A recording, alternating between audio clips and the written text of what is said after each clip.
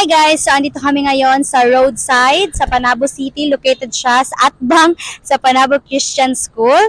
So, amo ni siyang itry dire ang mga pagkaon nila guys. So, keep watching! Sa mga nangita dara og lamian nga mga pagkaon, especially desserts, no, na dara ang ato mga cakes, mga breads, and especially mga short orders, guys.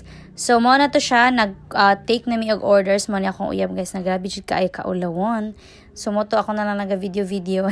So, mo nila mga menu guys. You can check it and there are lots of menus nga ilang gina-serve diriya and affordable. Tapos, naga-serve jud sila og good food which is ganahan kay ang mga customers. So, gipili na mo nga maglingkod sa taas kay Mingaw man diriya.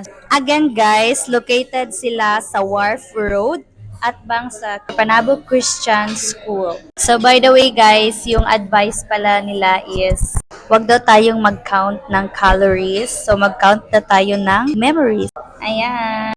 Mao among gi-order kay gulay, charot. So akong gi-order pala is kining nachos nila nga lami pud kaayo and grabe jud kadaghan og ilahang kanang servings nila do mo na siya. Labi na gid ilang fries, very crispy jud siya. So mag-pray na ta.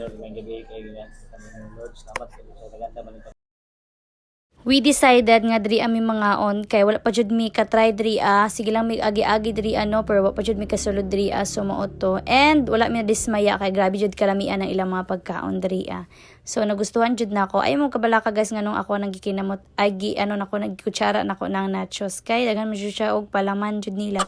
So mo na naman po ko gikamot diri Basi mag-comment ta pud mo nganong gikutsara nako ang nachos nga kamuton ra man na siya. Sagdi lang good. So mo na to nangaon na dayon mi, ngit-hungit din siya ay. Para jud kanay. Pero iya ra itong ipatilaw ang kuan kung ganahan ba daw ko sa iyang mga kuan niya taste niya. So mo to ako na din giinom ni ako ang gi-order nga coffee og palpitate later. And napo sila kanta-kanta nga session diri guys. Kung gusto mo cozy and everything. So, mao lang to siya guys. Thank you so much for watching. Bye!